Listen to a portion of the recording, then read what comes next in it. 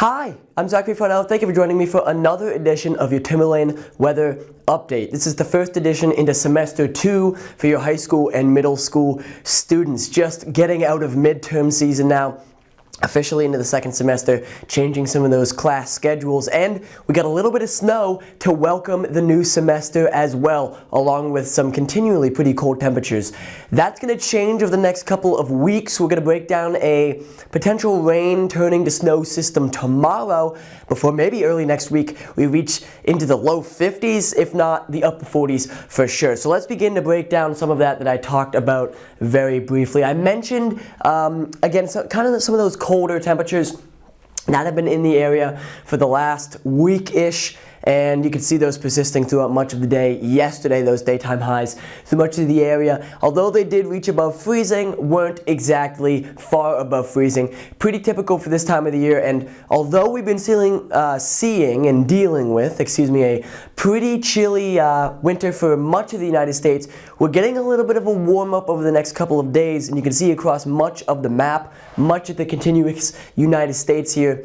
Looking at a pretty warm temperature map, maybe some 40s and 50s even, streaming up towards places as north as Iowa and the Dakotas. So those places along the plains warming up. We're hoping to get some of that later on in the week as well. Overnight, we're still seeing those temperatures dipping down, pretty cold across much of the district, much of New England as well.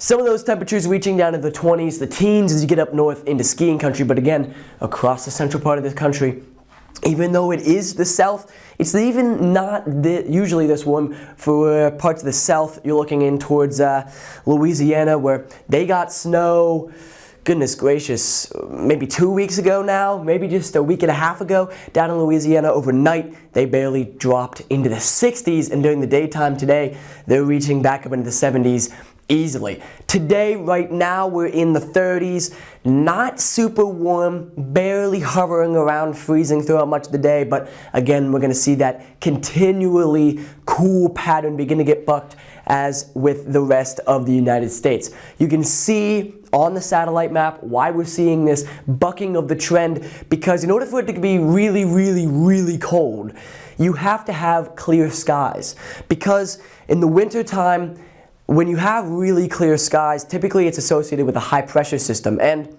especially at night when there's clear skies, those really cold temperatures can drop right down to the ground. Clouds both cool the temperature during the day and warm it during the night.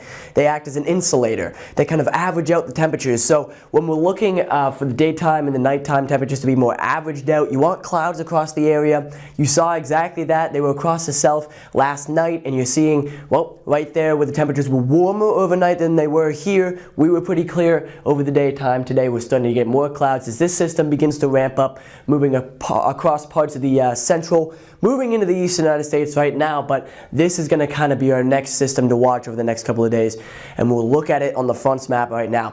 You're seeing it today. It's going to kind of solidify itself by tomorrow on Friday. We're seeing it here across the central part of the United States, and you're seeing it kind of begin to work across to the eastern United States, but it's going to be pretty quick.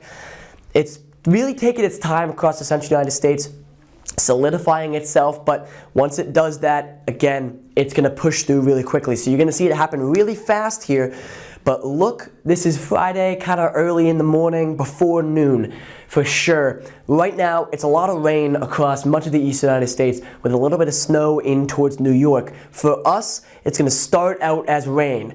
Mostly rain throughout much of the day on Friday before we get towards Friday night, maybe into early hours on Saturday. We're going to see some snowfall from this. We're expecting probably around an inch, maybe 2 inches of snow. Not as much as the last system we saw, which dropped 2 to 3 inches of snow across the area.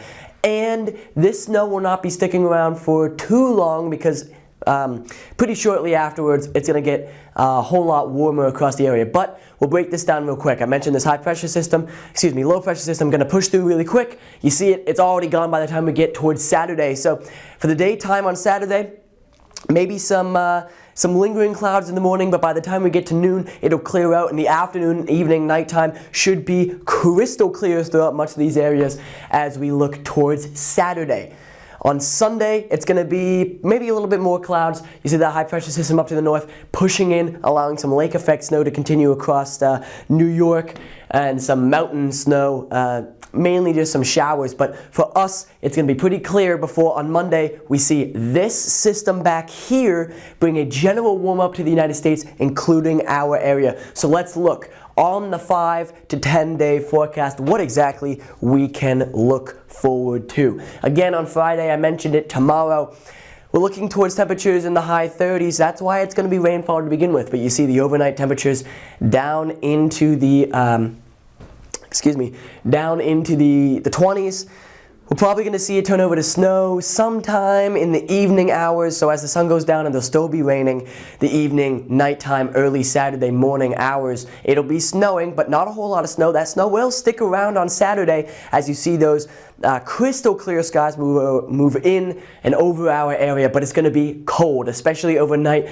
Lows dipping under 5 degrees, potentially reaching 0. As we get towards Sunday, however, the clouds move in, and again, I mentioned how the clouds kind of act as an insulator. Really, you see those low temperatures climb right back up as the clouds move in. The high is going to be 30, the low 27. The clouds, the ultimate insulator, the ultimate reason there. On Monday, I mentioned that second system moving in. There's a chance of a rain shower, maybe a snow shower overnight on Sunday, in between Sunday and Monday, but nothing serious. Either way, it's going to be warm on Monday. Highs potentially reaching into the 50s, if not the upper 40s for sure. And on Tuesday, we clear out in the aftermath of that system, preparing for yet another one with a pretty typical January day. And on the extended forecast, we can see another system coming in on Wednesday and Thursday. We expect it to begin as a wet snow on Wednesday, but look at those temperatures. They're still in the mid-30s expected to be on Wednesday. So that snow that does fall is going to be heavy, it's going to be wet, and it's probably not going to accumulate particularly well, especially considering that directly after on Thursday, it's probably going to be in the 40s with a pretty chilly rain coming down throughout much of the day. On Friday, we see it cool off following that warm up on Thursday. We're back down into the 30s, probably just barely above freezing as we get towards Saturday with snow showers and a pretty typical January day happening next Sunday as we look for another potential system with those snow showers as well.